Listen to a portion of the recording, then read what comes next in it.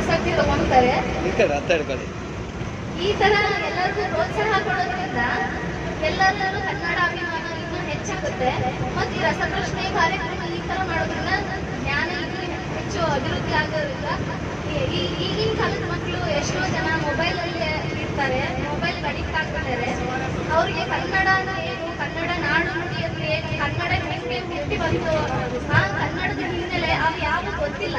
But ನೀವು ಈ ತರ ಎಲ್ಲ ಕನ್ನಡದ ಬಗ್ಗೆ ಹೆಚ್ಚು ಎಲ್ಲ ಕವಿಗಳು ನಮ್ಮ ರಾಜ್ಯದಲ್ಲಿ ಏನೆಲ್ಲ ಇದೆ ಅನ್ನೋದ್ರ ಬಗ್ಗೆ ತಿಳಿಸ್ಕೊಡ್ತಾ ಇದ್ದೀರಾ. ಈ ಒಂದು ನಿಮ್ಮ ವೇತನದಲ್ಲಿ ಅದರಲ್ಲೂ ಇದಕ್ಕಾಗಿನೇ ಕನ್ನಡದ ಒಂದು ಕಿಚ್ಚನ್ನ ನಮ್ಮ ಜನರಿಗೆ ತೋರ್ಸಕ್ಕೋಸ್ಕರ ಇಷ್ಟೆಲ್ಲ ಮಾಡ್ತೀರಾ.